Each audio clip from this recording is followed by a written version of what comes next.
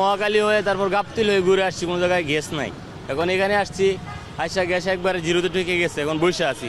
তো গরম বাচ্চা নিয়ে বসে রয়েছি গাড়ির মধ্যে, গ্যাস নাই। 12 ঘন্টা 13 ঘন্টা পরে মাত্র 250 টাকার গ্যাস পাইছি।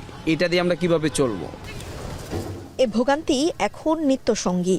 রয়েছে ক্ষোভ, আক্ষেপ, কিন্তু নেই সমাধান। সকাল থেকে ফিলিং স্টেশনের দীর্ঘ লাইনে সারিবদ্ধ দাঁড়িয়ে থাকা গাড়িগুলো গ্যাস নিতে পারবে কিনা তা এখনও অনিশ্চিত। চাপ কম থাকায় অনেক স্টেশনে স্বাভাবিক সময়ের তুলনায় কম গ্যাস সরবরাহ হচ্ছে। এতে ঘন্টার পর ঘন্টা অপেক্ষা করেও গ্যাস না পেয়ে ফিরে যেতে হচ্ছে চালকদের। আমি 2 পাম্পে সিরিয়াল দিছিলাম, 1-1.5 ঘন্টা করে থাকার পরে আর পাই নাই, এখানে আসছি। প্রেশার কম থাকতেছে, কম থাকার কারণে আপনার মালিকের পক্ষে লস হচ্ছে। এই লসের কারণে মূলত আমাদের পাম্প মাঝে মধ্যে বন্ধ রাখা হচ্ছে। একই সংকটের প্রভাব পড়ছে সিএনজি চালিত গণপরিবহনেও।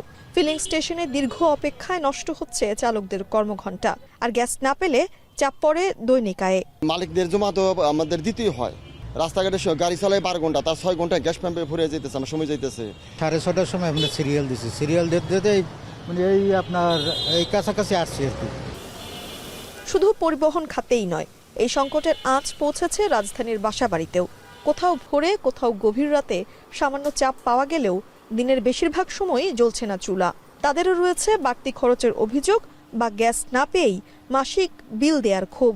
আমার তো প্রত্যেক মাসে মাসে আমার কাছে টাকাটা নিচ্ছে তারা, তাহলে আমার তো গ্যাসটাও তো দেওয়া উচিত তাদের, তাই না? পারফেক্ট ভাবে।